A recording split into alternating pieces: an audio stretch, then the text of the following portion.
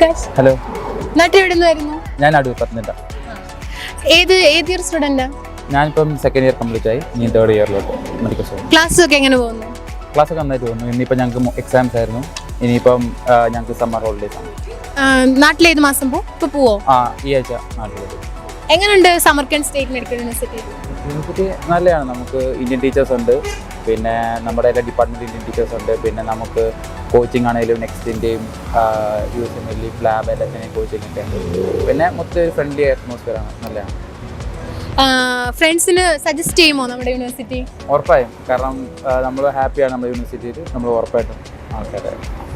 Okay, നമുക്ക് ഇങ്ങോട്ട് വരണമെന്ന് ആഗ്രഹിക്കുകയാണെങ്കിൽ ഉള്ള അഡ്മിഷൻ്റെ ആ പ്രോസസ്സ് ഒന്ന് പറയുമോ? നമുക്ക് MD ഹൗസ് ആണ് നമ്മുടെ മെയിൻ ഇവിടെ അഡ്മിഷൻ ചെയ്യുന്നത്. അപ്പോൾ നമുക്ക് കേരള ബ്രാഞ്ച് ഉണ്ട്. അപ്പോൾ നമുക്ക് അവരെ കോൺടാക്ട് ചെയ്ത് കഴിഞ്ഞാൽ നമുക്ക് ഡയറക്റ്റ് ഇവിടെ അഡ്മിഷൻ എടുക്കാൻ പറ്റും. ബോയ്സ് ഹോസ്റ്റലൊക്കെ എങ്ങനെയാ? ഹോസ്റ്റലിൽ നമുക്ക് 4 ഷെയറിങ്ങും 2 ഷെയറിംഗ് ആയിട്ട് റൂം വരുന്നുണ്ട്. പിന്നെ ടോയ്ലറ്റ്സ് ആണെങ്കിലും അതൊക്കെ വെൽ മെയിൻറ്റൈൻഡ് ആണ്. പിന്നെ നമുക്ക് ഇന്ത്യൻ മെസ്സ് വരുന്നുണ്ട്. സൗത്ത് ഇന്ത്യൻ ആണെങ്കിലും നോർത്ത് ഇന്ത്യൻ ആണെങ്കിലും ഷെഫ് ഉണ്ട്. പിന്നെ നമുക്ക് ഫുഡൊക്കെ നമുക്ക് ഒരു ഇവിടെ പറ്റുന്ന പോലെ അവർ മാക്സിമം തന്നെ നന്നായി ചെയ്യാൻ ശ്രമിക്കുന്നുണ്ട്. ഓക്കെ, അപ്പം പിന്നെ അതുപോലെ വിൻ്റർ ഒക്കെ വരുമ്പോൾ എങ്ങനെ റൂമിൻ്റെ കാര്യങ്ങളൊക്കെ?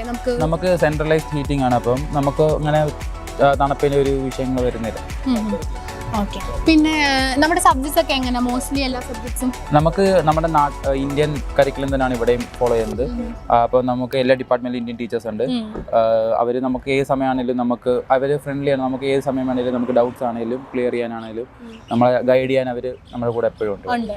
ഓക്കെ, അപ്പോൾ എങ്ങനെ ടീച്ചേഴ്സ് വരുന്നത്? ഇന്ത്യൻ ടീച്ചേഴ്സ് എന്ന് പറയുമ്പോൾ നോർത്ത് ഇന്ത്യൻ ഉണ്ട്, സൗത്ത് ഇന്ത്യൻ നമ്മുടെ മലയാളി സാറുമാരുണ്ട്. പിന്നെ നമുക്ക് നമ്മുടെ സൗത്ത് ഇന്ത്യൻസ് ആണെങ്കിലും നോർത്ത് ഇന്ത്യൻസ് ആണെങ്കിലും 2 പേരും ഉണ്ട്.